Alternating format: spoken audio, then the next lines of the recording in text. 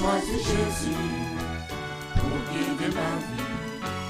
Mon bien-aimé Jésus, il est à moi, je suis à lui. J'ai choisi Jésus pour guider ma vie. Mon bien-aimé Jésus, il est à moi, je suis à lui. J'ai choisi Jésus pour guider ma vie. Mon bien-aimé Jésus, il est à moi, je suis à lui. J'ai choisi Jésus pour guider ma vie. Mon bien-aimé Jésus, il est à moi, je suis à lui. En marchant dans les chemins, dans les rues, observant tous les passants, chacun suivant sa propre voie, égoïstement, tristement. Mon cœur rempli de tristesse, je me pose autant de questions. Ça veut-il qu'un jour ils connaîtront la mort et qu'après la mort ils feront face au jugement? Moi j'ai choisi Jésus pour guider ma vie. Mon bien-aimé Jésus, il est à moi, je suis à lui. J'ai choisi Jésus pour guider ma vie. Mon bien-aimé Jésus, il est à moi, je suis à lui. Jésus me... Gloire à Dieu, nous continuons notre série Béréen l'explorateur. Nous en sommes à l'histoire d'Élie. Et on avait expliqué la dernière fois le contexte. Élie arrive dans un temps où il y a eu une succession d'environ 5 rois qui étaient idolâtres, qui n'obéissaient pas à Dieu, non seulement qui n'obéissaient pas à Dieu, mais qui entraînaient tout le peuple dans l'idolâtrie, à commencer par Jéroboam, le premier roi d'Israël divisé. Voilà. Et Élie arrive, il y a déjà eu donc un passif de 50 ans environ d'erreur, donc au minimum. Et il arrive en ce moment-là, comme d'habitude, lorsque le peuple de Dieu est égaré, le Seigneur a pitié et il envoie des prophètes pour redresser son peuple, pour parler à son peuple. Élie arrive dans ce contexte-là où l'idolâtrie, la fausseté est enracinée au milieu du peuple d'Israël. Et il se sent seul, il se retrouve comme seul face à tout un peuple et face à toute la structure dirigeante du pays. Et malgré cela, il fait quand même le travail par l'onction divine. Et on voit comment il était mis à part. On ne parle pas de femme pour Élie. Donc c'est quelqu'un qui s'est consacré. En fait, ce sont ce genre de personnes qu'on a commencé à appeler hommes de Dieu, parce que c'était des gens qui vivaient en quelque sorte pour Dieu. Ils n'avaient pas autre chose à faire que servir Dieu à 100%. Et c'est comme ça qu'Élie a vécu. Et Dieu l'a utilisé pour fermer le ciel à travers la prière pendant 3 ans. Et maintenant, il prie à nouveau afin qu'il pleuve. C'était dans le but de vaincre, de montrer que le Dieu d'Israël, l'Éternel, est plus fort que le Dieu Baal, le faux Dieu que beaucoup de gens adoraient et qui était censé être gestionnaire de la pluie et des récoltes. Donc Dieu a démontré à travers la prière d'Élie que c'était lui l'Éternel qui était le véritable Dieu. Et le Seigneur a l'habitude d'agir ainsi, lorsqu'il veut libérer son peuple. Il s'attaque aussi au faux Dieu que son peuple adore. Donc on a vu ça en Égypte. Ce n'était pas forcément le peuple de Dieu qui adorait ces dieux-là, égyptiens, mais ce sont ces dominations-là, ce sont ces esprits-là qui dominaient en Égypte. Le Seigneur a envoyé 10 plaies pour les vaincre et pour les contraindre à lâcher son peuple. Et donc là, le Seigneur envoie la sécheresse pour montrer que ce Dieu-là, Baal, est un faux Dieu, c'est un petit Dieu. Le véritable Dieu, c'est l'Éternel. Donc il y a eu confrontation entre Élie tout seul et 450 prophètes de Baal et 400 d'Astarté. Donc lui tout seul, il les a confrontés au mont Carmel et il a été vainqueur. C'est des choses très très difficiles, bien-aimés. Être tout seul face à 850 personnes, c'est la puissance du Saint-Esprit qui peut faire la différence. Quand on dit 850 personnes, c'est 850 faux prophètes, mais il y avait un peuple indécis aussi là. Il y avait la structure dirigeante qui était pour ces faux prophètes-là. Donc, mais, bien aimé, ça peut nous arriver aussi. Ne nous disons pas « je suis seul », mais avec l'onction de Dieu, on peut faire face, même si les gens sont 10 000, tu leur fais face. On a vu aussi notre frère Paul qui a fait ça à Éphèse, alors qu'il y avait toute une assemblée, toute une foule qui cherchait à le frapper, à le tuer, à le lapider. Paul est venu leur parler. Il a même témoigné de la parole de Dieu. Et donc, nous continuons donc cette histoire dans 1 Roi, chapitre 18, de 41 à 46. Ensuite, on va attaquer le chapitre 19. 1 Roi, chapitre 18, 41 à 46. Et Élie dit à Akab, « Monte, mange et bois, car il se fait un bruit qui annonce la pluie. » Akab monta pour manger et pour boire, mais Élie monta au sommet du Carmel, et se penchant contre terre, il mit son visage entre ses genoux, et dit à son serviteur, « Monte, regarde du côté de la mer. » Le serviteur monta, il regarda et dit, « Il n'y a rien. » Élie dit 7 fois, « Retourne. » À la 7e fois, il dit, « Voici un petit nuage qui s'élève de la mer et qui est comme la paume de la main d'un homme. » Élie dit, « Monte et dis à Akab, attelle et descends, afin que la pluie ne t'arrête pas. » En peu d'instants, le ciel s'obscurcit par les nuages, le vent s'établit et il y eut une forte pluie.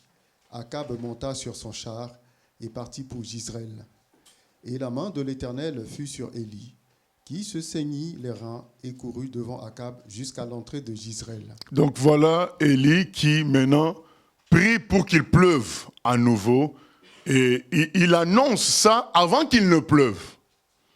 Vous savez, dans le monde, on a des spécialistes, même dans le milieu chrétien, des gens qui parlent qu'après coup. Donc quand le match est fini, maintenant ils commencent à faire des analyses. Oui, il y a eu telle erreur, mais il fallait dire ça avant, que c'était mal fait. Donc beaucoup de gens parlent après coup. Et Dieu, il parle avant. Il parle avant, il dit, j'annonce les choses en avance, avant qu'elles arrivent. Donc je ne viens pas commenter après pour dire c'était mal fait ou bien fait de prendre telle route, telle voie. Non, il annonce les choses à l'avance, il dit, fais vite Akab, sinon la pluie peut t'empêcher d'aller jusque là où tu pars.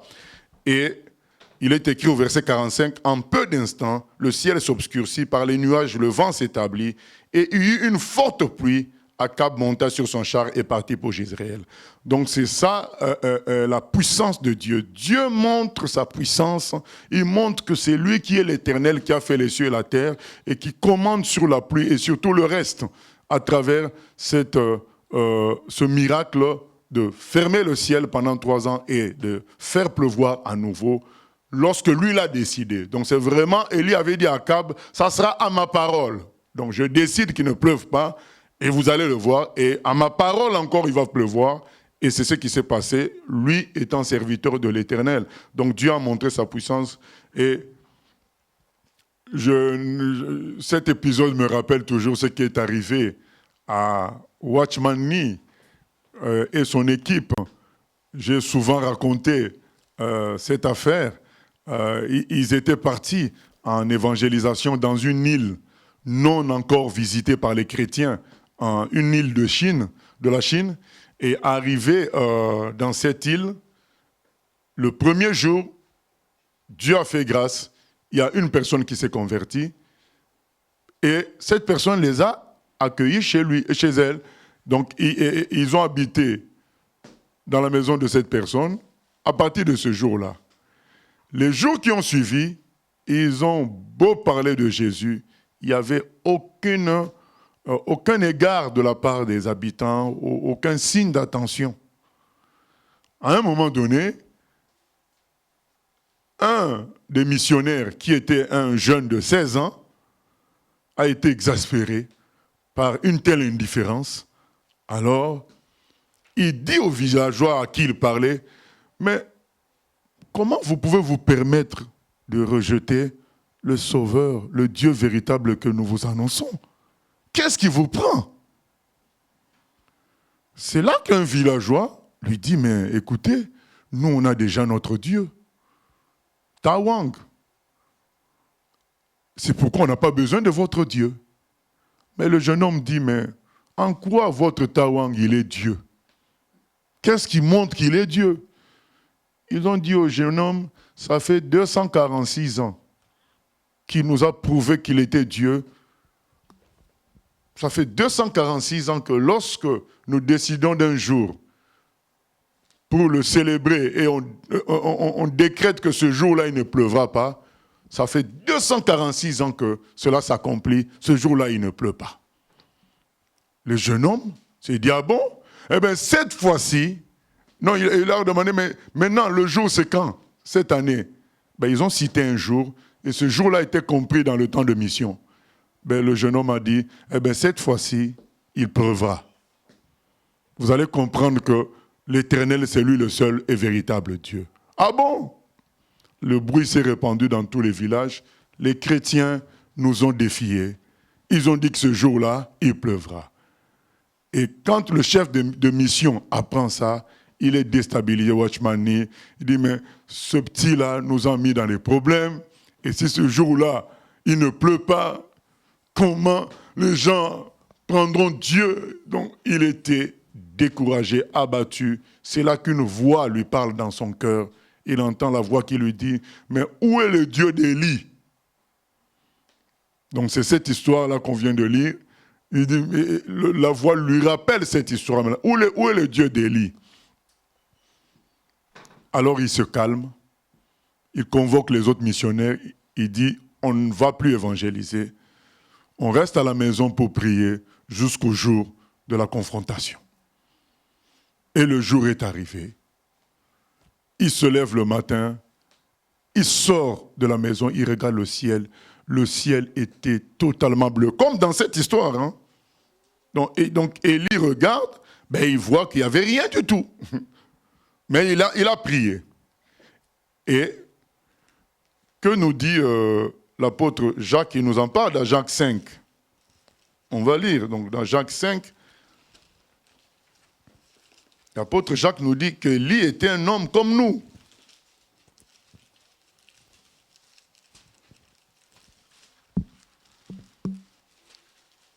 Donc il sort, il voit que le ciel est bleu. Verset 17, hein? Oui. Et jusqu'à 18. Jacques 5, 17. Élie était un homme de la même nature que nous. Il pria avec instance pour qu'il ne pleuve point, et il ne tomba point de pluie sur la terre pendant 3 ans et 6 mois.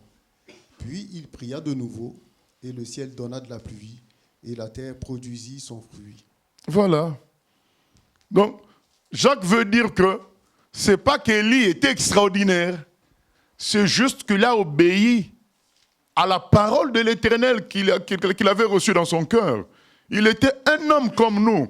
Et même quand il prophétise qu'il va pleuvoir, ben, il n'y a rien. Mais il prie, il ne se laisse pas faire. C'est ce que Jacques veut dire. Nous devons prier.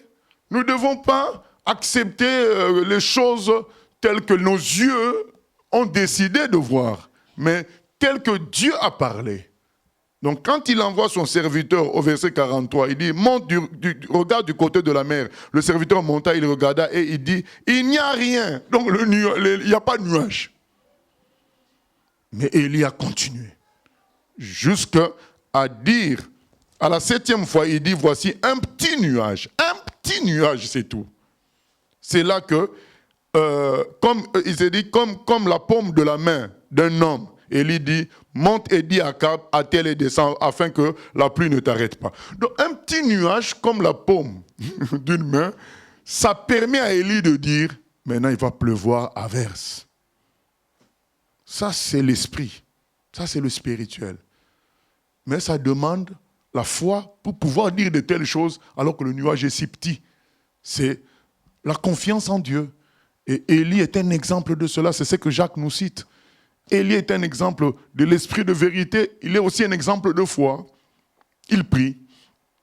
Et ce jour-là, quand Watchman y sort, il voit le ciel, c'était bleu, complètement bleu, pas de nuages. Quand il retourne dans la maison, la voix revient encore. Mais où est le Dieu d'Élie? Le Dieu d'Élie, comme Jacques dit, c'est notre Dieu aussi. Et il peut faire les mêmes choses avec nous.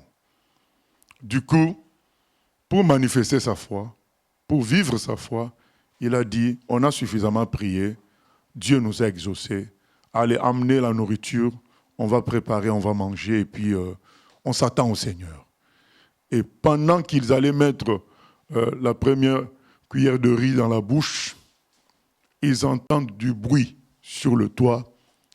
Ça commençait à pleuvoir fortement, alors qu'il y avait quelques temps, pas plus d'une heure, il était sorti. C'est le nuage, il n'y avait pas de nuage. Ça montre combien Dieu est puissant. Et là, ces gens-là ont vu la puissance de Dieu. Donc, bien-aimés, faisons confiance au Seigneur. Et parfois, le Seigneur va nous mettre dans des situations comme Moïse devant la mer Rouge. C'est pour nous obliger à vivre sa puissance, parce que pour nous faire avancer dans notre maturité. C'est des épreuves que nous-mêmes, on ne peut pas s'inventer. C'est pourquoi si on dit à quelqu'un, invente-toi les épreuves, je suis sûr que, mais je peux vous dire que ça sera la belle vie, hein, parce que qui va s'inventer une épreuve comme ça où tu dois dire qu'il va pleuvoir alors qu'il y a un si petit nuage? Personne. Ah non, pas question.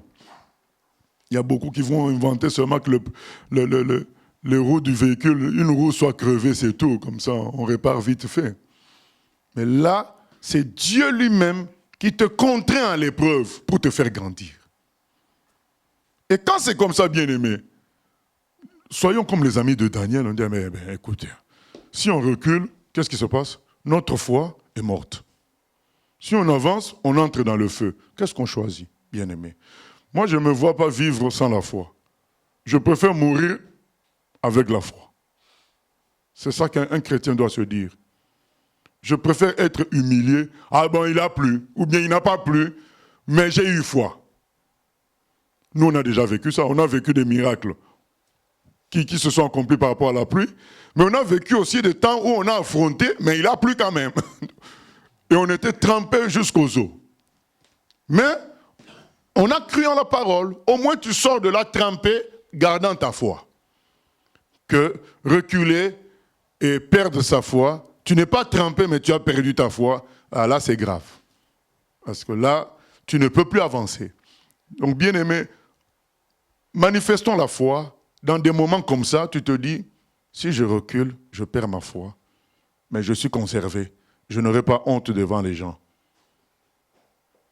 Mais à quoi ça sert? Il est écrit, le juste vivra par la foi. Mais tu te dis, si j'avance, eh bien, il y a le risque d'humiliation. Les gens vont rigoler si ça ne marche pas. Faisons comme les amis de Daniel, avançons. Que la foi meure, c'est très très grave. Tu deviens vraiment un torchon entre les mains du diable. Il fait de toi ce qu'il veut. 1 Jean 5,4 nous dit que c'est la foi qui triomphe de ce monde. Donc, dès que ta foi n'est plus au bon niveau, eh bien, le monde va s'amuser avec toi. Donc, autant, quand c'est comme ça, comme pour le cas de Moïse, vous êtes là devant la mer Rouge, eh bien, il ne reste plus que Dieu fasse son miracle. Voilà. C'est comme ça que Dieu parfois nous contraint pour qu'il fasse le miracle. La puissance de Dieu existe. Nous devons lui faire confiance. Nous continuons. 1 Roi 19, oui. Il y a une question du mardi dernier, une question Internet. Le fait que Élie égorgeât tous les prophètes de Baal, c'était une vengeance de Dieu par rapport à ces prophètes que Jézabel avait tués? C'était comme un retour à l'envoyeur? Non, c'était un jugement, le jugement de Dieu. Voilà, Dieu les a jugés. Voilà, un châtiment de Dieu, un jugement. Ok. 1 Roi 19. Chapitre 19. Akab rapporta à Jézabel tout ce qu'avait fait Élie et comment il avait tué par l'épée tous les prophètes. Jézabel envoya un messager à Élie pour lui dire « Que les dieux me traitent dans toute leur rigueur, si demain, à cette heure, Je ne fais de ta vie ce que tu as fait de la vie de chacun d'eux. » Élie, voyant cela, se leva et s'en alla pour sauver sa vie. Il arriva à Beer-Shéba, qui appartient à Juda, et il y laissa son serviteur. Pour lui, il alla dans le désert, où, après une journée de marche, il s'assit sous un genêt et demanda la mort en disant : « C'est assez. Maintenant, Éternel, prends mon âme, car je ne suis pas meilleur que mes pères. » Il se coucha et s'endormit sous un genêt. Et voici un ange le toucha et lui dit : « Lève-toi, mange. » Il regarde, et il y avait à son chevet un gâteau cuit sur des pierres chauffées et une cruche d'eau. Il mangea et but, puis se recoucha. L'ange de l'Éternel vint une seconde fois, le toucha et dit : « Lève-toi, mange, car le chemin est trop long pour toi. » Voilà Élie, après une telle victoire, cette victoire éclatante, il fait venir la pluie, mais avant ça, il y avait eu la confrontation avec les prophètes de Baal. Il avait encore vaincu, et puis il fait la démonstration, la pluie tombe. Mais là, quand il apprend que Jézabel est à sa recherche, Élie est déstabilisé et fuit. Et nous allons parler maintenant du combat spirituel. Le combat spirituel, ce n'est pas lié qu'aux sorciers pendant la nuit ou aux magiciens. Les esprits, pour se manifester, n'ont pas besoin seulement des sorciers ou des magiciens ou attaquer les gens pendant la nuit. Non, non, non. Les esprits peuvent se manifester pendant la journée, attaquer la conscience de quelqu'un, déstabiliser de plusieurs manières les gens. Le combat spirituel est réel et il faut le discerner pour savoir comment prier. Le Saint-Esprit nous guide. Et un des éléments qui montre le combat spirituel, c'est la peur. Quand il y a la peur, sachons qu'il y a des esprits qui sont engagés dans l'affaire. Une de leurs armes, c'est communiquer la peur d'abord. Parce que la peur, c'est l'ennemi de la foi. Parce qu'ils ne peuvent pas résister à quelqu'un qui a la foi. Donc, l'une de leurs armes, c'est déstabiliser d'abord par la peur. Où tu as l'impression que c'est fini pour toi. C'est cuit. Et ainsi, tu n'as pas recours à la foi. Et vous allez voir qu'au sommet de son combat, Jésus était à Gethsémane, il a transpiré du sang, de la sueur, et il a voulu changer quoi? C'est la peur. Une grande pression, une pression forte de peur pour te changer d'avis. Et là, on sait qu'il y a un combat spirituel là. Il y a des esprits qui sont mêlés. Il faut réagir par la prière. Il faut attaquer. À Gethsémane, Jésus a prié. C'est pourquoi il a dit aux autres, il faut prier.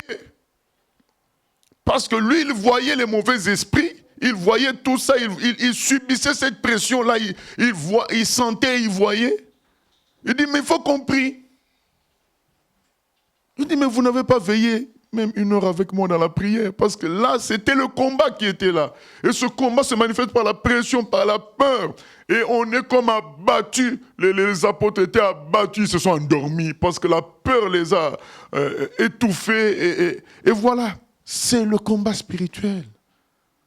Ce n'est pas une question de nuit seulement, ou des esprits, des sorciers ou des magiciens. Non, le combat spirituel, c'est plus que ça, parce que les esprits peuvent nous attaquer la nuit et qu'on se réveille avec foi. Mais plus que ça, c'est que tu te sens déstabilisé, tu te sens sans énergie, perdu. Ça existe. Ce n'est pas forcément une histoire de se réveiller avec une jambe lourde ou je ne sais pas quoi. Ça, c'est rien. Ça, c'est... quand tu as la foi, tout ça, tu triomphes de cela. Le vrai combat spirituel, c'est de te changer d'objectif. Le vrai combat spirituel, c'est de t'enlever la foi à Dieu. C'est ça le vrai combat spirituel. Et on a vu ça quand David avait compris. Quand Achitophel est devenu conseiller de son fils, il a dit, ah là, j'ai affaire à un costaud. Et il a prié. Il a prié. C'est vrai qu'il a envoyé un contre-espion. Mais il a prié pour dire, Seigneur, détruis les conseils d'Achitophel. Il connaissait la portée spirituelle. Et nous voyons comment, dans la suite, quand Achitophel a donné le conseil et qu'on n'a pas suivi son conseil, qu'est-ce qu'il a fait? Il est parti se suicider. C'est le combat spirituel. Donc quand on voit les suicides, tout ça, en général, c'est le combat spirituel. Qu'est-ce qui s'est passé pour Judas? Il a fini par se suicider. Il y avait des esprits puissants qui étaient engagés dans l'affaire. Et ça finit souvent par le suicide des humains. C'est le combat à haut niveau. Achitophel est parti se suicider. Et là, on voit quelqu'un de courageux comme Pierre. Très courageux, au point qu'il avait fait quoi? Il avait coupé l'oreille d'un soldat. Est-ce qu'on peut comprendre? Il y a des soldats, vous voyez comment les soldats romains étaient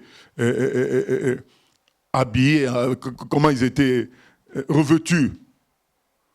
Et ils arrivent comme ça, en nombre. Toi, tu oses prendre une épée, couper l'oreille de l'un d'entre eux.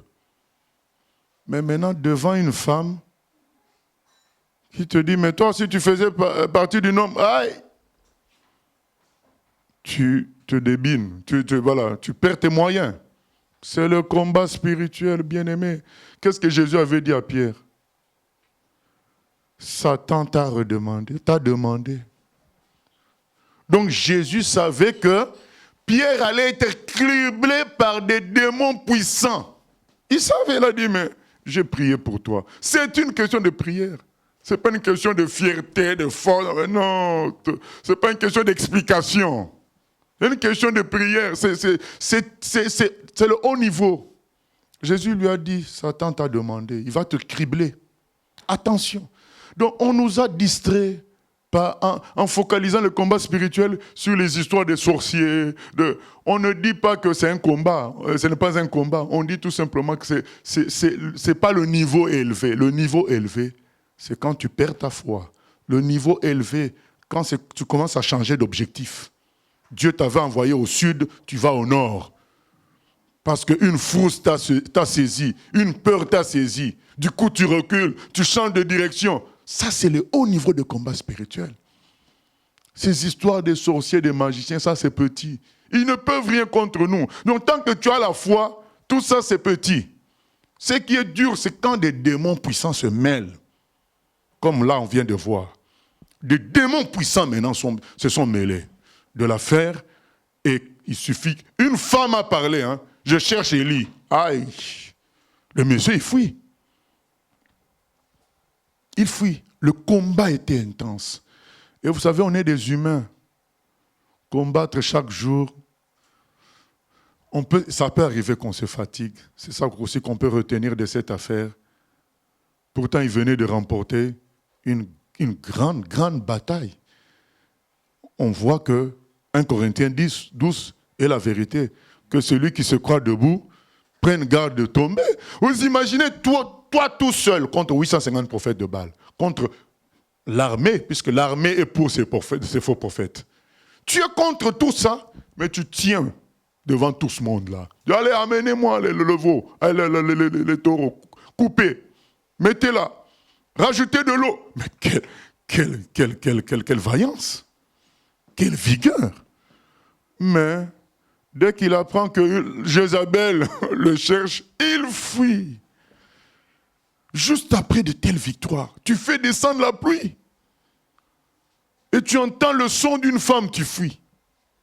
Bien aimé, ça montre que une victoire ne nous garantit pas l'avenir. L'avenir est garanti par la foi en Dieu de tous les jours. Ce n'est pas parce que j'ai gagné aujourd'hui que demain je gagnerai. Je ne peux gagner demain que si j'ai foi au Seigneur. Ce n'est pas parce que il y en a qui disent, j'ai affronté des ennemis plus grands. Ah oui, mais derrière ces ennemis, il y a des esprits. Ce n'est pas parce qu'un humain est petit que derrière lui, il y a des petits esprits. Au fait, on est influencé par l'apparence humaine. C'est pourquoi notre frère Paul dit quoi? Nous n'avons pas, dans Ephésiens 6, nous n'avons pas à combattre la chair et le sang. Qu'est-ce qu'il nous dit dans Ephésiens 6? C'est pourquoi il faut tailler les démons, je ne sais pas quoi faire, les méthodes qu'on entend gauche à droite. Non, il faut avoir le bouclier de la foi, la ceinture de la vérité, le casque du salut. Il donne des éléments puissants contre les démons. Ce n'est pas une question de telle prière pour chasser de tels esprits. Non.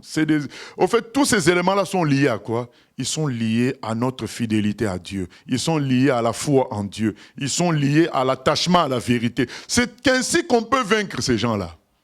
Ce n'est pas une histoire de se réveiller à 2 h du matin et chasser les démons, c'est ça qui va te donner la victoire. Non, c'est l'attachement à la parole, la vérité. Mais bien sûr, la prière. Mais la prière dans l'esprit de la parole, pas dans une logique fétichique de faire comme des incantations. Non, ce n'est pas ça qui va changer quelque chose. Là, Élie fuit carrément. C'est des esprits qui étaient derrière cette femme, des esprits très très puissants. Attention, bien-aimés. Beaucoup de femmes ont fait tomber des églises, ont fait tomber des serviteurs de Dieu par leur insistance à faire le mal. C'est pourquoi pour se marier, il faut vraiment que Dieu aussi nous conduise. Beaucoup sont commandés dans le mariage, comme Jézabel commande Akab. Et finalement, ils sortent du plan de Dieu. Beaucoup comme ça. Mais on va voir, mais c'est une femme, elle n'est pas forte physiquement, mais il y a des esprits derrière. Ça n'a rien à voir avec l'apparence. Paul a dit, ce n'est pas la chair. Il y a des esprits. Bien, mais quand on est venu arrêter Jésus, qu'est-ce qu'il a dit? Il a dit, maintenant c'est l'heure des ténèbres. Mais lui, il était conscient du combat spirituel. Le combat spirituel est réel. Hein? C'est vraiment réel.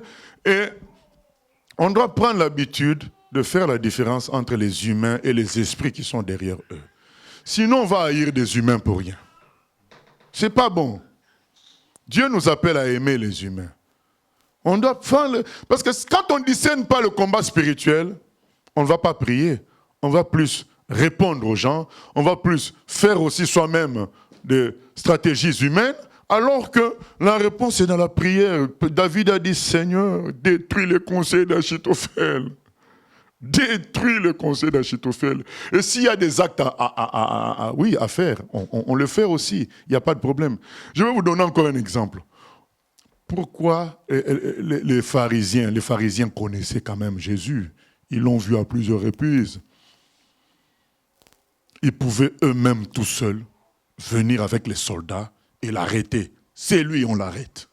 Pourquoi avoir besoin de Judas pour trahir? Mais parce que dans le spirituel, que quelqu'un de ton camp te trahisse, t'affaiblit. Ce sont des réalités spirituelles. Pourquoi ces stratégies-là?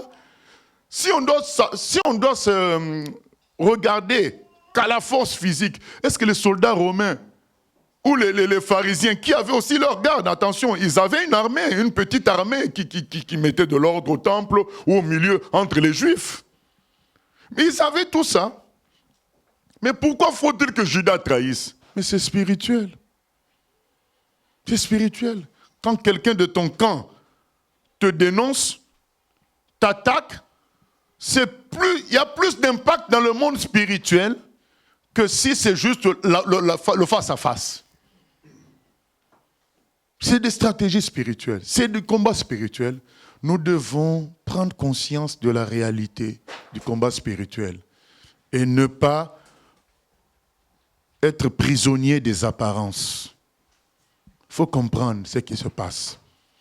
Ça va nous aider à prier, ça va nous aider à cibler les choses comme il faut et vaincre. Et là, on voit Élie a fui. Voilà. Le combat spirituel était très élevé. Oui? Il y a une question Internet, donc je vais lire un peu le verset auquel l'internaute fait référence. Donc c'est dans 1 Roi 18, c'est le verset 41. Et Élie dit à Akab, monte, mange et bois, car il se fait un bruit qui annonce la pluie. Donc l'internaute demande, pourquoi Élie demande à Akab de manger? Est-ce que ça a un lien avec un possible jeûne que Jézabel aurait pu donner, même si ce n'est pas mentionné dans ce passage? 1 Roi 21, on voit que Jézabel publie aussi des jeûnes. Est-ce que je ne sais pas. C'est possible qu'ils étaient dans un temps, puisqu'il y avait la sécheresse, peut-être qu'ils étaient dans leur temps. Oui, c'est possible. Je dis c'est possible. Mais toujours est-il que la pluie, c'est la joie. Donc il peut aussi lui dire manger, boire, dans le sens où il y a une bonne nouvelle qui arrive. Allez, maintenant il faut manger et boire puisque la bonne nouvelle arrive. C'est possible aussi. Ok. Donc voilà, bien aimé, le combat spirituel est réel. Jésus nous l'a montré, Paul nous en a parlé. Voilà, mais ce n'est pas toujours tel que c'est dit aujourd'hui où on insiste sur les sorciers et les magiciens. Non, le combat spirituel, ça dépasse tout ça. Ça, c'est un niveau un peu plus petit. Le niveau élevé, c'est le niveau qui te fait changer de direction. C'est le niveau qui te fait perdre ta foi face à la lutte que tu dois mener. Nous continuons, verset 8. Verset 8. Il se leva, mangea et but, et avec la force que lui donna cette nourriture, il marcha 40 jours et 40 nuits jusqu'à la montagne de Dieu à Horeb. Et là, il entra dans la caverne, et il y passa la nuit. Et voici, la parole de l'Éternel lui fut adressée en ces mots. « Que fais-tu ici, Élie » Il répondit, « J'ai déployé mon zèle pour l'Éternel, le Dieu des armées, car les enfants d'Israël ont abandonné ton alliance. Ils ont renversé tes autels, et ils ont tué par l'épée tes prophètes. Je suis resté, moi seul, et ils cherchent à m'ôter la vie. » L'Éternel dit, « Sors et tiens-toi dans la montagne devant l'Éternel. » Et voici, l'Éternel passa. Et devant l'Éternel, il y eut un vent fort et violent qui déchirait les montagnes et brisait les rochers. L'Éternel n'était pas dans le vent. Et après le vent, ce fut un tremblement de terre. L'Éternel n'était pas dans le tremblement de terre. Et après le tremblement de terre, un feu. L'Éternel n'était pas dans le feu. Et après le feu, un murmure doux et léger. Quand Élie l'entendit, il s'enveloppa le visage de son manteau. Il sortit et se tint à l'entrée de la caverne. Et voici, une voix lui fit entendre ces paroles. « Que fais-tu ici, Élie » Il répondit, « J'ai déployé mon zèle pour l'Éternel, le Dieu des armées, car les enfants d'Israël ont abandonné ton alliance. Ils ont renversé tes autels, et ils ont tué par l'épée tes prophètes. Je suis resté, moi seul, et ils cherchent à m'ôter la vie. » L'Éternel lui dit, « Va, reprends ton chemin par le désert jusqu'à Damas. Et quand tu seras arrivé, tu oindras Hazaël pour roi de Syrie. Tu oindras aussi Jéhu, fils de Nimshi, pour roi d'Israël. Et tu oindras Élisée, fils de Shaphat, d'Abel-Méhola, pour prophète à ta place. Et il arrivera que celui qui échappera à l'épée de Hazaël, Jéhu le fera mourir. Et celui qui échappera à l'épée de Jéhu, Élisée le fera mourir. Mais je laisserai en Israël 7000 hommes, tous ceux qui n'ont point fléchi les genoux devant Baal et dont la bouche ne l'a point baisé. » Voilà, donc finalement, Dieu apparaît, déjà dans un premier temps, il y a un ange qui avait donné de la nourriture à Élie pour le fortifier. Une fois de plus, on voit un grand miracle. Hein. Donc tu te réveilles, tu vois le pain, le gâteau cuit sur des pierres chauffées et une cruche d'eau. Il mangea et but se recoucha. Bien aimé, nous aussi, en France, est-ce que c'est un tel miracle qu'on doit rechercher? Non. Alors tu peux faire un coup de fil.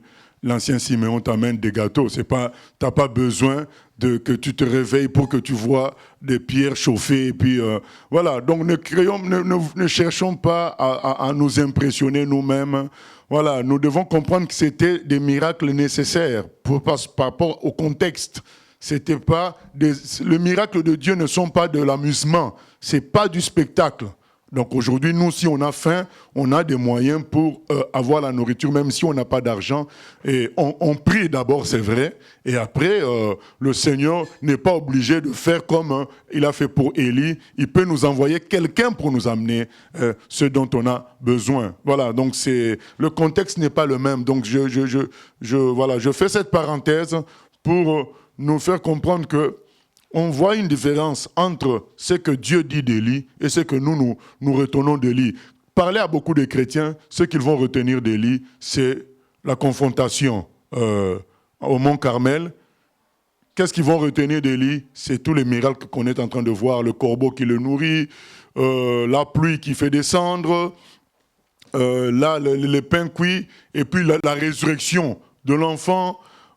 Mais quand Jésus parle d'Élie, il ne parle pas dans cette logique-là. Donc, il parle d'Élie comme celui qui annonce, qui prépare le chemin du Seigneur. Donc, c'est l'esprit de vérité. Il dit que c'est Jean-Baptiste, est-ce que Jean-Baptiste a fait des miracles? Pas du tout. Donc, on voit que Dieu a sa vision, nous, on a notre vision. Alors que Dieu fait les miracles comme une sorte d'accompagnement du travail prévu, nous, on va insister sur l'accompagnement au lieu d'insister sur le travail qui, comme on a dit, Élie arrive dans un contexte où la société d'Israël est pourrie par l'idolâtrie, par la fausseté, il vient pour redresser ça. Son nom c'est Eliaou, l'Éternel est mon Dieu. Donc il vient dire c'est l'Éternel qui est Dieu. Au fait, c'est ça sa mission. Alors les gens vont insister sur la pluie, sur tout ce que Dieu a fait à côté. Le savoir c'est bien, tirer des leçons c'est bien, mais ne pas, dans les choses de Dieu, il ne faut jamais négliger l'essentiel. L'essentiel c'est qu'il était animé de l'esprit de vérité pour casser la fausseté et établir la vérité. C'est ça l'essentiel. Il a redressé l'autel de Dieu en 12 pierres. Voilà, il a redressé les choses. C'est ça la mission d'Élie. D'ailleurs, c'est pourquoi on lui dit, maintenant tu dois oindre d'autres personnes, puisque je vais passer à une autre étape. Dieu va passer à une autre étape. Là, il a envoyé Élie pour avertir les gens, pour parler aux gens. Ils n'ont pas compris, mais il finira par leur envoyer maintenant Hazaël, qui va en tuer certains, le roi de Syrie, et Élisée pareil, et ainsi que Jéhu, surtout Jéhu, ça sera la totale. Donc on verra ça. Lui, c'est lui qui va faire le grand massacre d'adorateurs de Baal. Donc au début, Dieu parle, au début, Dieu conseille, à un moment donné, il juge, il frappe. C'est ce qui va se passer. Avec Élie, Dieu a parlé, c'est vrai qu'il a frappé les prophètes de Baal eux-mêmes, mais il n'a pas frappé le peuple, il les a poussés à choisir. Mais, à un moment donné, il va finir par frapper. Et maintenant, une des questions que l'on se pose, pourquoi Dieu en finit avec Élie, ainsi de suite. Bon, on peut que émettre des suppositions. Voilà, soit son temps est fini, était fini, soit aussi Dieu a considéré que le fait qu'il ait fui Jézabel, c'est que son corps, son être ne tenait plus par rapport aux multiples combats répétés qu'il fallait le prendre avec lui. Donc c'est comme le Seigneur a empêché Moïse d'entrer en terre promise. Est-ce qu'il allait vraiment dévier en ce moment-là? Est-ce qu'on n'allait pas l'établir comme Dieu en terre promise? Voilà, donc vu ce qui s'est passé juste avant, qui a fait que Dieu lui dise tu n'iras pas en terre promise, c'est possible qu'il ait senti que Moïse ne pouvait plus tenir face à sa gloire. La gloire de Dieu était intense et Moïse risquait d'être tué par la gloire de Dieu en déviant, en prenant la gloire de Dieu pour lui, comme Satan l'avait fait autrefois et comme Adam a tenté de le faire. Donc, voilà, il y a toutes ces raisons-là qui sont possibles. Oui. Qu'est-ce qu'on peut dire sur la manière dont Dieu lui parle? D'abord, il y a un vent, Dieu n'est pas dedans, il y a un tremblement de terre, il y a les éléments forts, et Dieu n'est pas dedans, et Dieu est dans un doux murmure. Je me demande parfois quel est le lien avec le contexte justement dans lequel Dieu se révèle comme ça à Élie, et qu'est-ce qu'on peut en tirer aussi pour nous-mêmes, parce qu'il y a des moments où Dieu parle, il a parlé par la tempête, par le feu, tous ces éléments, mais là on nous dit qu'il n'était pas dedans. Voilà. Et il était dans un doux murmure, et qu'est-ce que, quelque part, Dieu voulait apprendre à Élie? On dirait qu'il y a une sorte de parenthèse là, puis on ne sait pas. Voilà, donc moi ce que je peux dire, c'est qu'il n'y a pas de règle avec Dieu. Donc il nous montre par là que ce n'est pas toujours là où il y a une forte apparence que Dieu se manifeste. Donc on n'a pas à être figé. Autrefois, il s'était révélé à moi la nuit, à travers un songe. Il faut toujours que ça soit à travers un songe. Il peut utiliser un frère pour te parler, il peut utiliser un jeune frère, ou bien un frère beaucoup plus âgé, il peut utiliser une sœur. Voilà, donc Dieu n'a pas de manière, c'est que Job nous dit, dans Job 33, 14, Dieu parle tantôt d'une manière, tantôt d'une autre. Donc à nous d'être attentifs pour entendre sa voix. Et ça, c'est vrai, merci de soulever ça, c'est qu'on voit que dans les manifestations où on pouvait penser qu'Allah c'est Dieu parce que c'est le vent qui souffle fort, tout ça, mais ce n'était pas Dieu. Il n'était pas dedans. Dans le feu, il n'était pas. Tremblement de terre, il n'y était pas.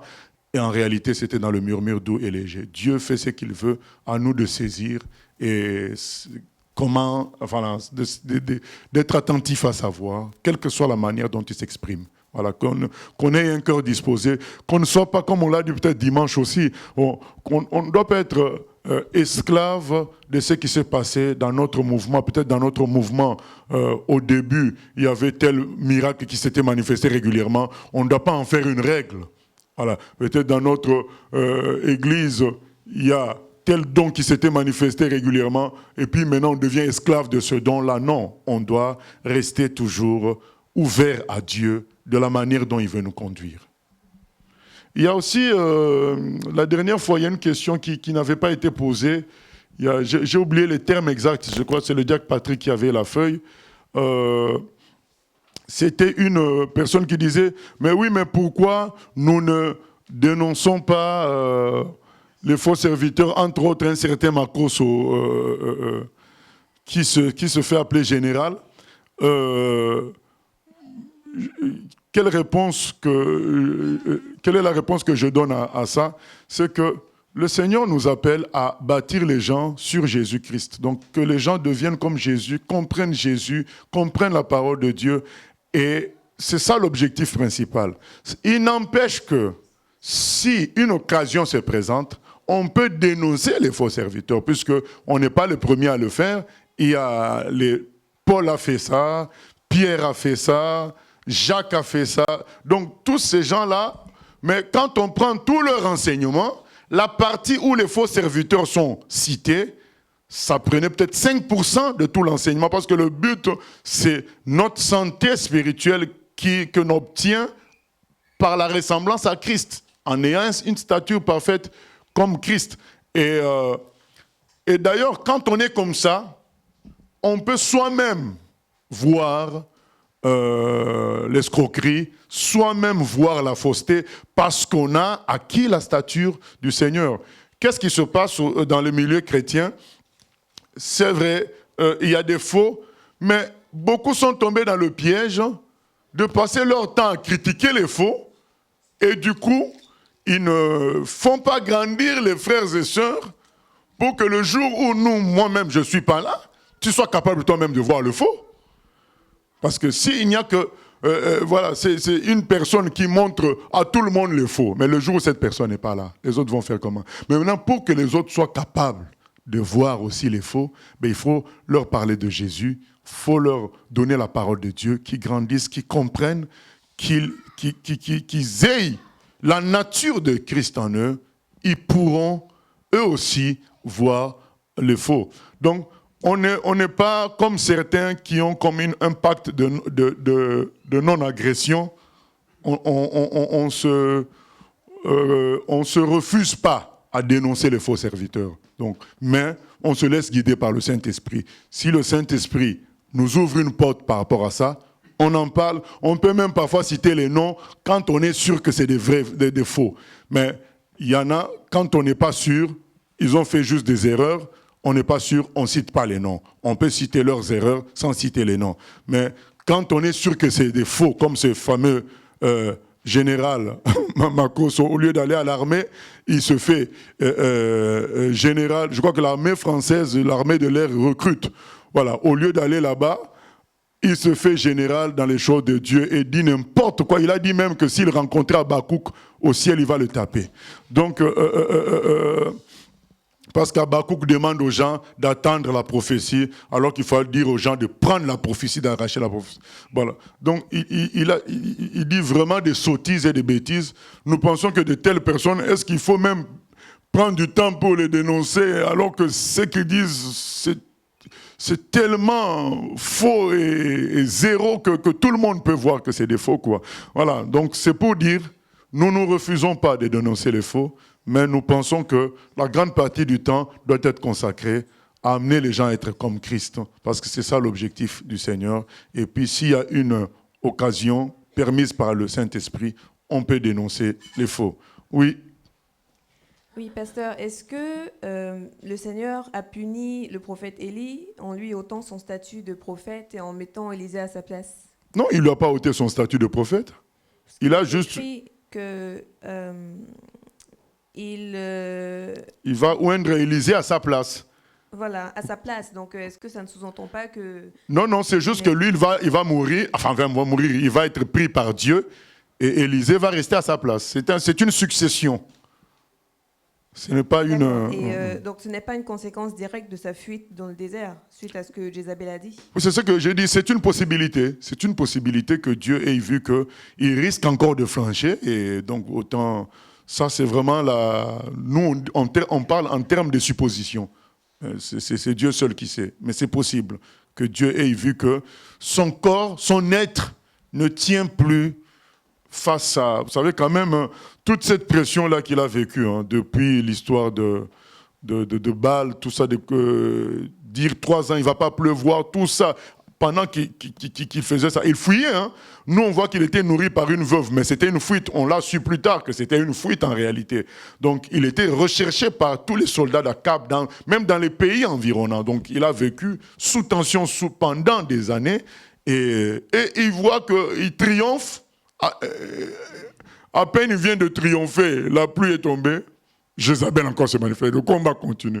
J'ai souvent entendu beaucoup de chrétiens me dire « Ah, pasteur, moi, ma vie, c'est toujours les combats. Mais c'est le psaume 34. Le malheur atteint souvent le juste. » Je crois qu'on a même fait une prédication là-dessus. Il faut s'y faire. Et c'est le risque du métier de chrétien. Donc, le malheur atteint souvent le juste. Donc, au lieu de... Enfin, nous, on pense que bon, là, maintenant, j'ai vaincu ce combat-là. Bon, ça y est.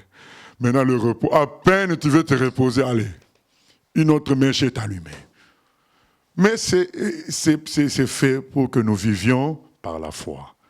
Parce que s'il n'y a plus de combat, je peux vous dire, mes amis, ça va être la télévision. Fais de l'amour. Cordoula, je ne sais pas quoi, les vêtements. Le grand pâtissier. Il faut des combats pour nous réveiller, nous maintenir dans l'esprit. C'est ça, quoi. Oui. Peut-être déjà répondu. Voilà. OK. 2 fois, Élie va répondre à Dieu, il va donner la même excuse du fait qu'il est tout seul, il a combattu tout ça, et puis, il se sent seul, etc. Donc, est-ce que c'est comme un test pour savoir s'il changerait d'avis une fois que... La première fois, Dieu lui dit « Qu'est-ce que tu fais là? » Et puis, il dit « Bon, tu sais, je suis épuisé, etc., je suis toute seule. » Et puis là, Dieu va faire le feu, le tremblement de terre et tout ça, et puis il va lui redemander, puis il va répéter exactement la même chose. Est-ce que peut-être, à quelque part, il voulait juste voir si Élie changerait d'avis? Oui, c'est possible. Et puis, voyant qu'il répétait la même chose, c'était... Il dit, c'est fini, donc on doit changer de prophète. OK. Voilà. Je crois que c'est possible. Parce qu'il voyait la grandeur de Dieu à travers des vents qui déchirent les montagnes, tout ça. Il voyait bien qu'il est avec Dieu. Mais il continue toujours à se plaindre. Oui, c'est ça. Voilà, donc, Dieu ne peut plus utiliser quelqu'un qui se plaint. Je crois que c'est juste qu'on ne veut pas parler à la place de Dieu, mais je crois que j'ai toujours pensé cela, que Élie ne pouvait plus continuer. Voilà, c'était devenu trop pour son être. Je ne dis pas que j'aurais fait mieux, mais je dis tout simplement, Dieu a vu que c'était devenu trop pour lui. Voilà, donc il fallait changer de personne, quoi. Voilà. Est-ce que je peux faire un post-scriptum à ça? Dans le Nouveau Testament, la parole dit dans Corinthiens 10, Dieu ne permet pas qu'on soit tenté au-delà de nos forces, puis avec tout ça, il va nous donner le moyen de s'en sortir. Voilà, mais là, donc, comme Dieu voit que ça commence à être trop, donc il enlève. Okay. Donc, il est compatissant. Dieu est compatissant. Voilà, amen. Oui, pasteur, je voudrais faire un rapprochement entre ces 2 hommes. Enfin, on a parlé un tout petit peu de Moïse, on l'a cité, mais surtout de Élie, qui sont des grands hommes de Dieu, des grands serviteurs. Ils ont manifesté des signes de la puissance de Dieu. Et quand je lis ce passage dans Jean, au chapitre 14, c'est Jésus qui parle. En vérité, je vous le dis, Celui qui croit en moi fera aussi les œuvres que je fais, et il en fera de plus grandes, parce que je m'en vais à mon Père.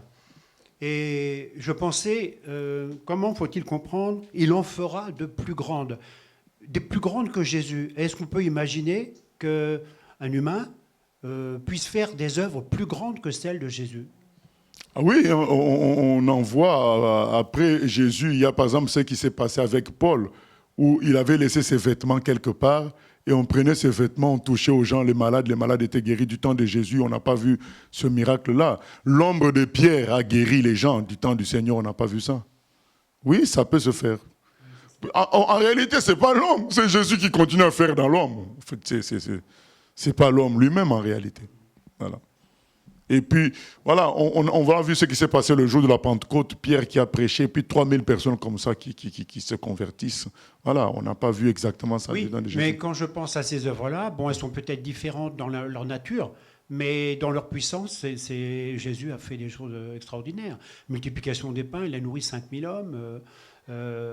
Oui, mais donc, est-ce qu'il y a plus... Mais oui, mais moi j'ai déjà lu un livre où un serviteur de Dieu, un Norvégien, dans un pays asiatique où il était envoyé en mission, lui, ça a été la multiplication du riz. Plus longtemps, donc c'était pendant plusieurs jours, le riz était multiplié. Ah oui, oui. Et le réveil d'Indonésie avec Meltari, ben, ils ont fait à plusieurs reprises de l'eau qui s'est transformée en vin. À plusieurs reprises pour faire la Sainte Seine. Ils priaient et l'eau s'est transformée en vin. Plusieurs reprises, oui, oui. Voilà. Nous devons croire. Je veux rebondir sur la question de Bertrand. Est-ce que, quand le Seigneur dit « il en fera de plus grandes », est-ce que c'est un comparatif ou est-ce que c'est pas plutôt dans le sens de dire « comme il s'en va au Père, donc il aura accompli sa mission et donc la puissance sera plus grande ». Est-ce que c'est pas plutôt ça que des œuvres plus grandes que Jésus lui-même quand il était là?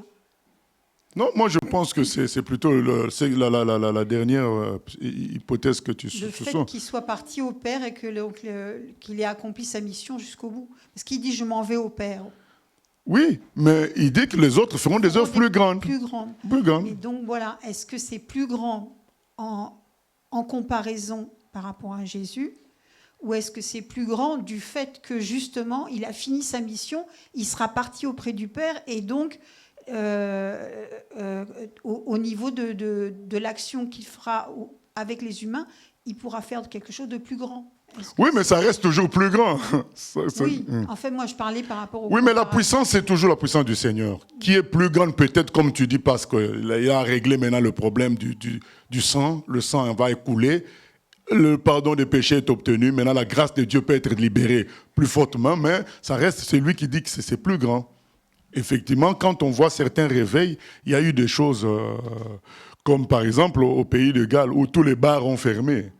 Donc les gens, ils étaient chez eux en train de regarder la télé. D'un coup, la puissance les saisissait, ils se convertissaient. Donc il y a eu beaucoup de choses, voilà, des choses vraiment très grandes. Hein. Oui, oui, mais ça reste la puissance de Dieu. Après le départ de Jésus, cette grâce-là agit voilà. De manière surabondante. Voilà. Oui, oui, on sait. Pour revenir un peu au verset 11, hein, on nous dit, et l'Éternel dit, sort. Bon, c'est la suite du verset 10. On nous dit, je suis resté moi seul et il cherche à m'ôter la vie. Et c'est immédiatement après que le Seigneur lui dit, sort. Et on voit bien ces éléments qui sont assez puissants. Est-ce que ce n'est pas une façon de faire comprendre à Élie que Dieu aurait pu régler son problème en utilisant ces éléments-là? Parce que par le passé, Dieu l'a utilisé. Ce sont des instruments de jugement. Et on nous dit que Dieu n'était pas dans ces choses-là. Il c'est vers la fin un murmure doux et léger. N'est-ce pas là une façon de faire comprendre à Élie que Dieu est malgré tout, malgré le dévoiement des humains, un Dieu de miséricorde, qui ne prend pas toujours plaisir à tuer, à massacrer, mais qui veut plutôt que le méchant se repente et qu'il vive au final. Mais quel est dans notre cas, le méchant là, c'est qui? Ben, on parle du peuple à la fin du... Ah, du peuple. Il veut parler du peuple. Voilà. D'accord.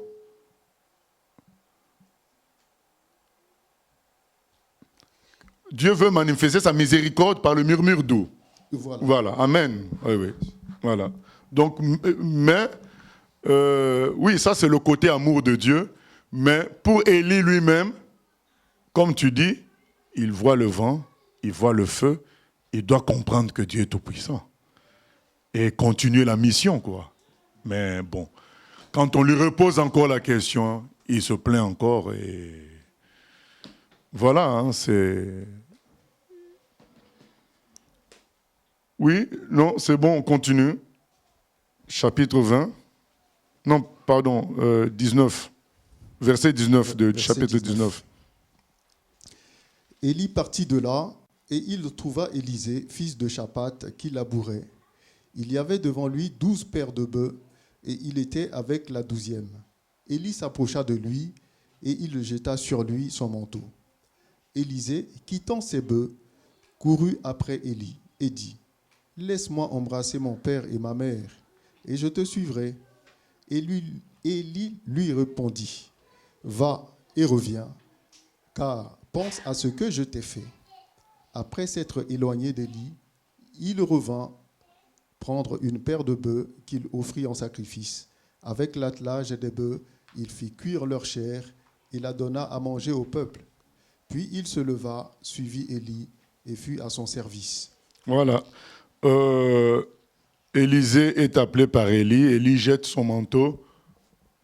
Élie jette son manteau sur lui, et c'était ça l'appel. Le manteau symbolisait l'appel, le ministère. Et, mais il y a une différence avec ce qui se passe dans le Nouveau Testament. Dans Luc 9, à partir du verset 57, hein, dans Luc 9,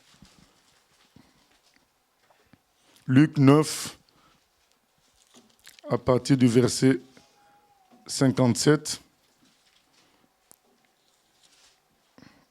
on voit une autre attitude, Luc 9, à partir du verset 57. Luc 9, 57. Pendant qu'ils étaient en chemin, un homme lui dit, « Seigneur, je te suivrai partout où tu iras. » Jésus lui répondit, « Les renards ont des tanières et les oiseaux du ciel ont des nids, mais le Fils de l'homme n'a pas un lieu où il puisse reposer sa tête. » Il dit à un autre, « Suis-moi. » Et il répondit, « Seigneur, permets-moi d'aller d'abord ensevelir mon Père. » Mais Jésus lui dit, « Laisse les morts ensevelir leurs morts, et toi, va annoncer le royaume de Dieu. » Un autre dit, « Je te suivrai, Seigneur, mais permets-moi d'aller d'abord prendre congé de ceux de ma maison. » Jésus lui répondit, « Quiconque met la main à la charrue et regarde en arrière n'est pas propre au royaume de Dieu. » Voilà. Donc, il y a une différence. Là, Élie laisse quand même le temps à Élisée d'aller voir ses parents pour leur dire au revoir, arranger ce qu'il y a peut-être à arranger, et puis revenir. Mais Jésus, lui, il dit à la personne, « Ah, mais non, tu as déjà mis la main à la charrue, tu n'y retournes pas. » Voilà. Et voilà, qu'est-ce que ça peut nous laisser penser? Il n'y a pas de méthode avec Dieu. Voilà, donc il n'y a pas de façon unique de faire. 2, Jésus est Dieu. Quand il t'appelle, il sait que tout est déjà préparé, tout est déjà réglé. Voilà, quand il t'appelle, c'est le bon moment, c'est ce moment-là. Voilà. Dire à Dieu, laisse-moi faire quelque chose, c'est comme si on lui disait, mais tu n'y as pas pensé. Voilà, donc comment...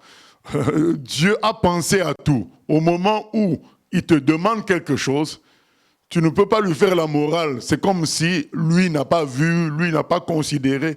Il a tout considéré. Quand il te demande, c'est qu'il a considéré la situation. Alors que Élie reste un humain. Même s'il a reçu d'oindre Élisée, il reste un humain. Et donc, du coup, il a une largesse humaine. Ça peut nous amener, voilà, parce que certains pasteurs, parfois, se comportent comme s'ils étaient Jésus. Oh, mais non, mais Jésus a fouetté les gens au temple. Mais ça ne veut pas dire que Jésus était chez lui. C'est le temple de son papa. Donc, il a agi en propriétaire. Toi, tu n'es pas le propriétaire de l'église. Donc, tu ne peux pas... voilà, on n'a pas à imiter Jésus dans son autorité de fils de Dieu, de Dieu. Donc on a à l'imiter en tant que serviteur de Dieu, en tant que modèle humain. Mais prendre sa place de Dieu, non. Et là il est dans sa place de Dieu en disant à cet homme, tu me suis. Quand tu dis, mais ça veut dire que mais Dieu n'a pas pensé à tout ça. Alors que lui sait tout, il a déjà pensé à tout, il sait ce qui s'est passé pour qu'il te demande maintenant, c'est le moment où tu dois me suivre. Alors qu'Élie, donc apprenons aussi à rester à notre place d'humain. Quand il faut demander des sacrifices aux gens, il faut laisser aussi que Dieu les convainque. Voilà.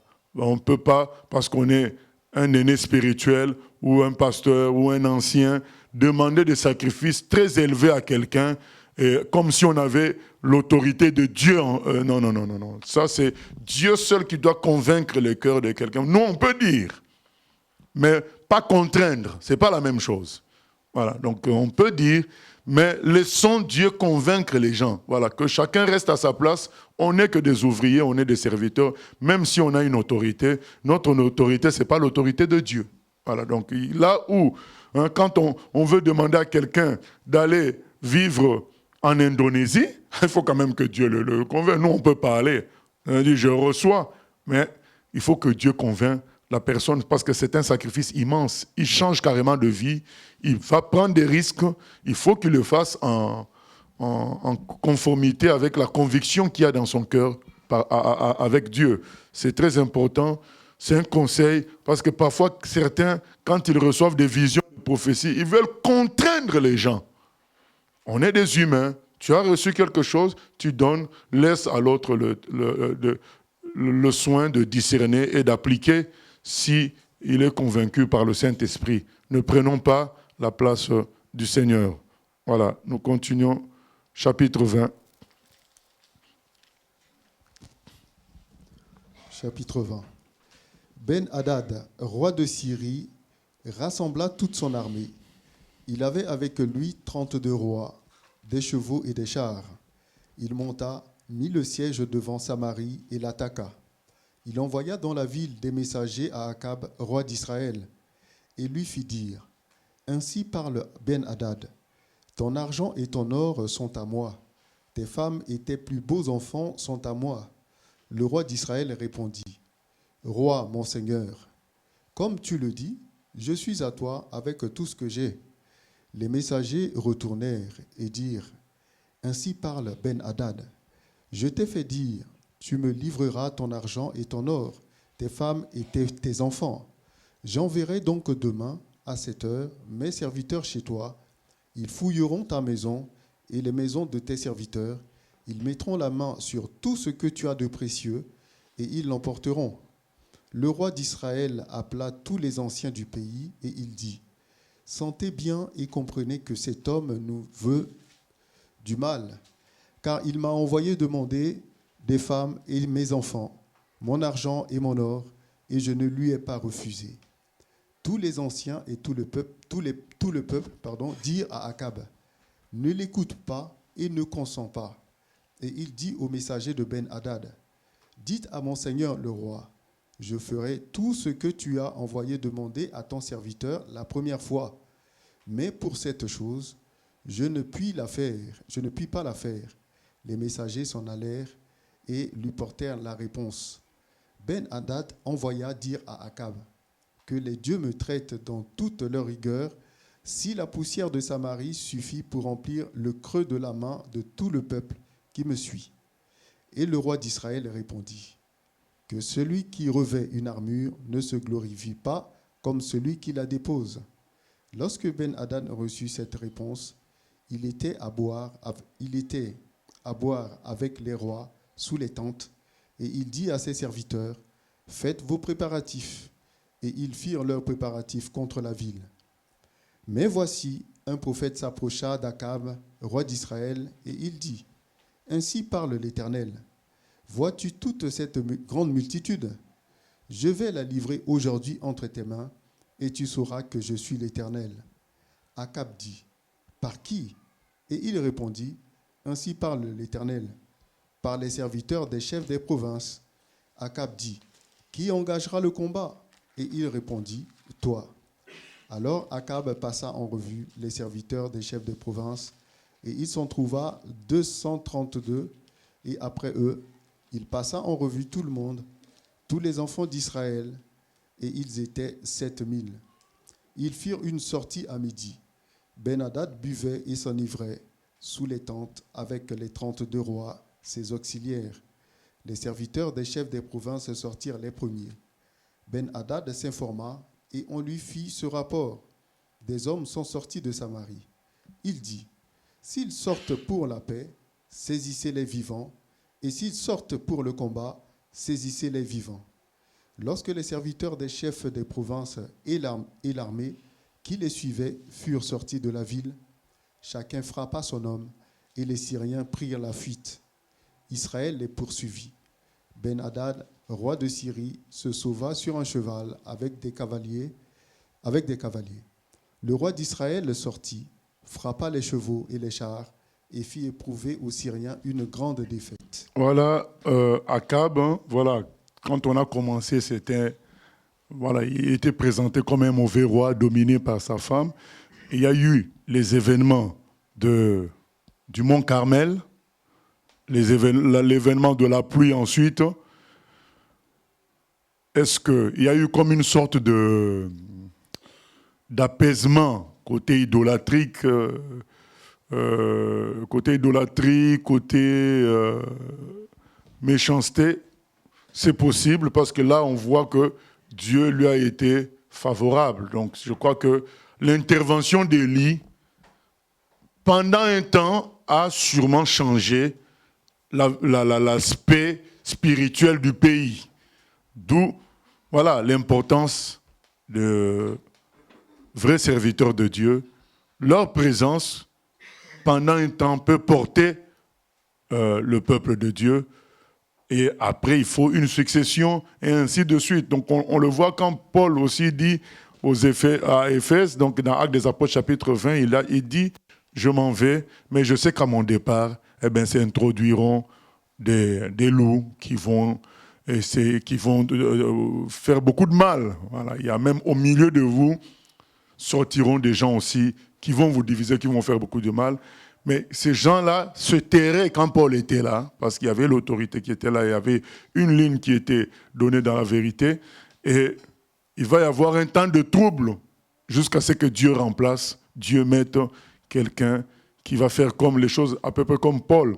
Et là, pendant un certain temps, certainement, Élie a pu donner une odeur de vérité dans le pays, et c'est en ce moment-là que c'est le moment mal choisi par Ben-Hadad pour provoquer Israël. Et j'ai l'habitude de dire, Dieu est miséricordieux, il est compatissant, il est lent à la colère, mais il n'est pas bête.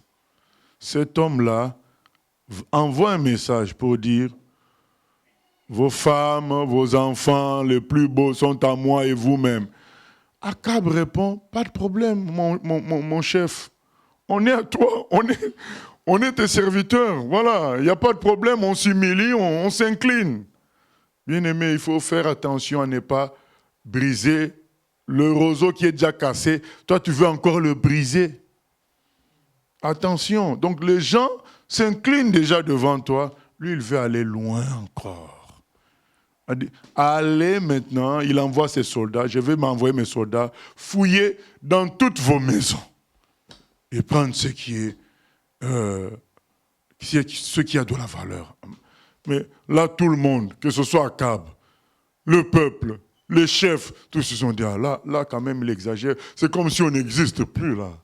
Ah ben, autant qu'il nous tue seulement. Dis-lui, cette fois-ci, on ne cède pas. Voilà. On te demande quelque chose, ça s'apparente à la mort. Ce qu'on te demande, donc tu n'existes plus. Donc on va venir là, on prend tout ce qu'on veut. Donc non, ils ont dit non. Là, c'est trop. C'est comme on disait tout à l'heure par rapport à la foi. On va arriver dans une situation où tu te dis, si je recule, mais j'ai perdu ma foi. J'ai perdu ma foi, donc je ne peux pas reculer. Autant être trempé, voilà, mais je ne recule pas, parce que je ne veux pas. Si je perds ma foi, j'ai tout perdu. Voilà, je ne perds pas. C'est là on arrive à une situation où ils disent, mais non, on s'était déjà incliné devant lui.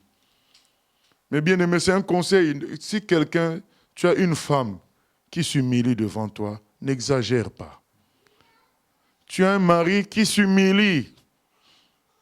N'exagère pas parce que tu risques de toucher un niveau où tu vas tout détruire, tu vas vraiment perdre ta domination. Le peu que tu avais là, tu vas tout perdre et ça va vraiment se renverser. Il faut faire attention. Certains sont allés trop loin et ça a créé des divorces et ça a créé parfois des morts. C'est-à-dire qu'il y a des hommes dans le monde même, ils sont partis trop loin. Un jour, ils se sont réveillés empoisonnés, ils sont morts. Parce que la femme les a empoisonnés.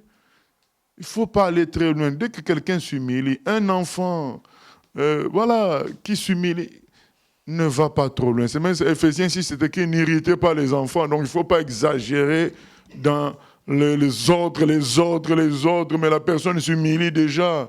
Il ne faut pas chercher à briser le roseau cassé. Quand un roseau est déjà cassé, c'est déjà cassé, bon. Faisons autre chose. Là, les gens se sont déjà humiliés. Ils disent, oui, nos femmes, nos enfants, nous-mêmes, nous sommes à toi, roi Ben-Hadad. Voilà, on est tes serviteurs. Ah non, mais demain, allez, vous allez tout me, je vais envoyer des soldats. Ils vont fouiller chez vous. Ah, ils ont dit, ah non. Unanimement, ils ont dit non. Alors, qu'est-ce que Ben-Hadad dit? Il dit, faites vos préparatifs. Il dit, Ben-Hadad envoya verset 10, dire à Akab, que les dieux me traitent dans toute leur rigueur si la poussière de Samarie suffit pour remplir le creux de la main de tout le peuple qui me suit. Ah, donc, quelle menace. Et j'aime beaucoup la réponse d'Akab. Il dit quoi? Que celui qui revêt une armure ne se glorifie pas comme celui qui la dépose. Qu'est-ce que ça veut dire? Parce qu'on revêt une armure pour aller où? À la guerre. Et on dépose quand c'est fini. Voilà. Donc, toi, tu n'es pas revenu de la guerre pour déposer l'armure et dire j'ai gagné et parler. Tu es en train de revêtir. Tu ne connais pas la suite. On peut lire Proverbe 27.1. 27.1. Attention, bien-aimé, de trop parler. Il ne faut pas être orgueilleux, il ne faut pas être vantard. Tu n'as encore rien fait, tu parles. Non. Comme toutes ces conférences où on dit, venez, vous allez voir les miracles. Et quand on arrive là-bas, et on ne voit même pas un moustique qui est sauvé, quoi. Oui, oui. 27. Ne te vante pas du lendemain, car tu ne sais pas ce qu'un jour peut enfanter. Voilà. Ne te vante pas du lendemain. Tu ne sais pas ce qu'un jour peut enfanter. Oui, c'est 27.1. Oui. Voilà. Ne te vante pas du lendemain, parce que tu ne sais pas ce qu'un jour va enfanter. Soyons humbles.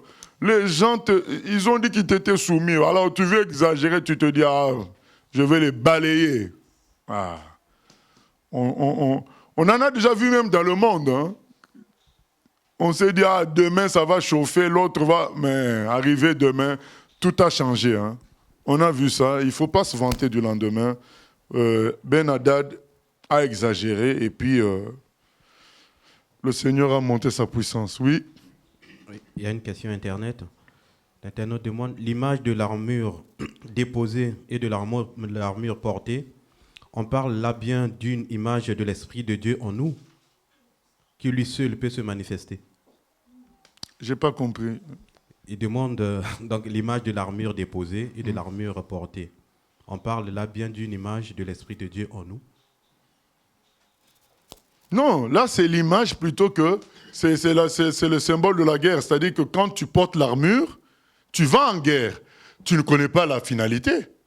Mais tu ne dois pas parler comme celui qui vient de gagner.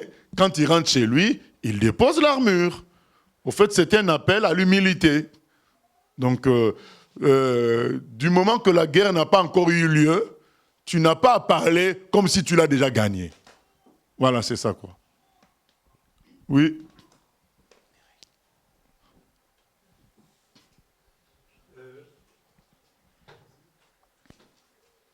Pasteur, quand je pense à une autre parole de la Bible qui dit ne résiste pas aux méchants. Alors, j'entends bien ce que tu dis par rapport à la situation d'Akab, là, qu'effectivement, il y a des situations où c'est soutenu par l'Éternel qu'on résiste.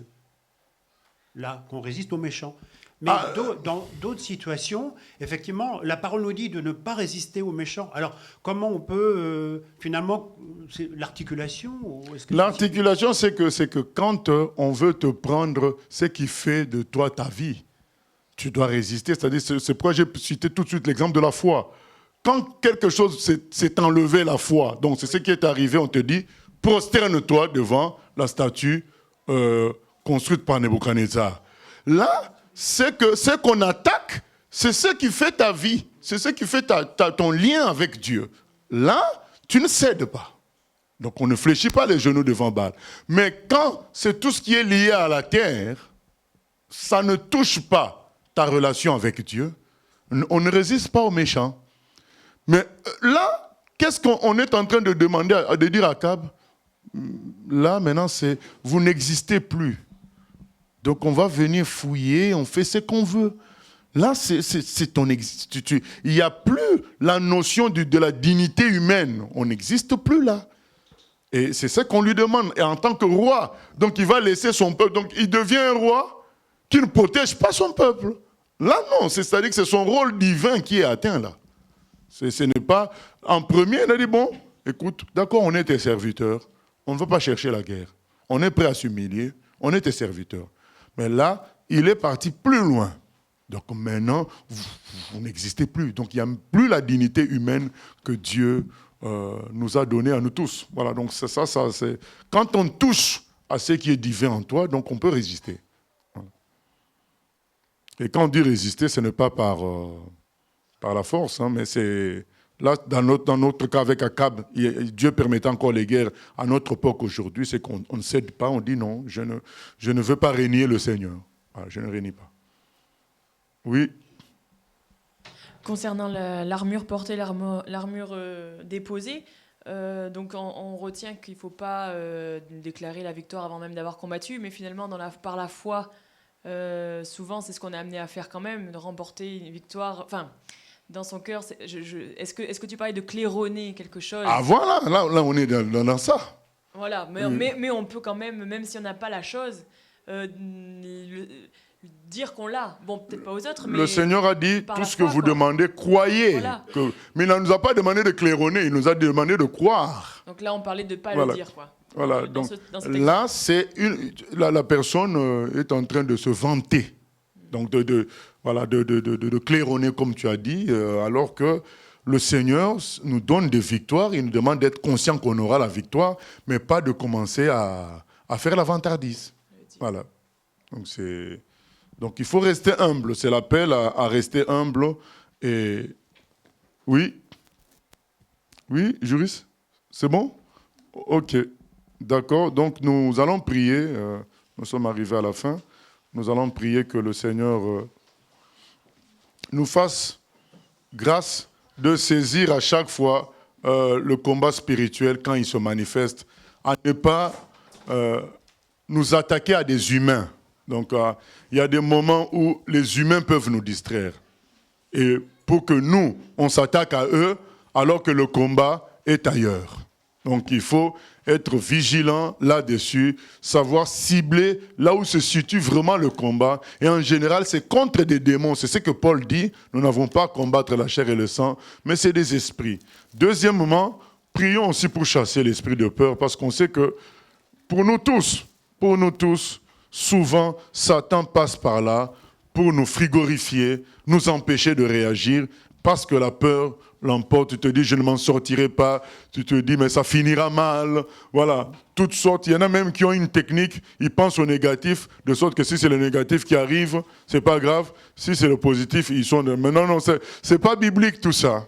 Nous n'avons pas à penser tout le temps négatif afin qu'on ne soit pas déstabilisé quand le négatif va venir et qu'on soit dans une grande joie quand le positif va venir. Non, non, non, non. Nous sommes appelés à croire en Dieu et à croire qu'il va s'occuper de nous tel qu'il a dit les choses dans sa parole. Et l'esprit de peur, Satan souvent envoie ça. On pense toujours qu'on va mourir demain. Les parents pensent qu'ils vont peut-être mourir avant que les enfants finissent et le bac. Donc il y a des peurs comme ça que Satan envoie et tu es déstabilisé, tu passes une mauvaise journée, quoi. Et il ne faut pas accepter ça. Il faut dire, comme c'est écrit dans le psaume 118, verset 17, « Je ne mourrai pas, je vivrai pour raconter les œuvres de l'Éternel. » Donc, luttons, refusons l'esprit de peur qui nous empêche d'agir pour le Seigneur. Et puis, prions pour l'humilité au nom de Jésus. Seigneur, nous venons prier afin que tu nous donnes le discernement pour saisir à chaque fois que le combat est spirituel, saisir, Seigneur, ne pas être distrait par le comportement des humains qui vont nous pousser à les haïr, qui vont nous pousser à les critiquer, qui vont nous pousser à lutter avec eux charnellement. Nous refusons cela, parce que nous n'avons pas à combattre la chair et le sang, nous avons à combattre des esprits qui sont derrière. Seigneur, apprends-nous à discerner le combat spirituel, comme toi-même tu l'as fait, quand tu as dit à Pierre, arrière de moi Satan, parce que tu as discerné qu'il y avait Satan qui l'a influencé. Seigneur, et tu as vaincu Satan ainsi, et tu es parti jusqu'à la croix. Parce que tu as compris, Seigneur, le danger. Quand tu as dit, c'est l'heure des forces des ténèbres, parce que tu as compris que c'était elles qui étaient derrière l'affaire. Seigneur, quand tu as prié à Gethsémane, jusqu'à ce qu'un ange est venu te fortifier, tu étais conscient et tu avais appelé tes disciples à prier, parce que tu étais conscient de la dimension spirituelle de l'affaire. Nous voulons être conscients de la dimension spirituelle des choses, sans tomber dans l'excès, Seigneur, de tout attribuer aux démons, mais être conscient quand ils interviennent, et surtout quand nous avons peur, prendre conscience qu'il y a des esprits qui sont dans l'environnement pour nous effrayer, pour nous faire perdre la foi et attaquer par la suite. Seigneur, que nous puissions résister à cela. Nous venons prendre autorité sur tout esprit de peur. Esprit de peur, tu nous entends, tu quittes nos vies au nom de Jésus-Christ, au nom de Jésus. Dieu nous a donné l'esprit de force par lequel nous crions Abba Père. Notre Père qui est aux cieux, c'est lui. C'est toi qui es notre Dieu, Seigneur. C'est toi qui es notre force. Nous n'avons à avoir peur de rien. Oh Seigneur, comme tu dis dans le psaume 27, Seigneur, par David, nous n'avons rien à craindre, car tu es notre Dieu, Seigneur. Merci de nous donner l'humilité, malgré la conscience de la victoire que nous avons en Christ, que nous ne soyons pas des gens qui parlons beaucoup, qui proclamons des choses par la chair pour épater, mais qui parlons selon ta parole et qui croyons au lieu de trop parler. Merci Seigneur de nous aider à considérer les autres comme supérieurs à nous-mêmes. À toi la gloire, la louange au siècle des siècles. Amen.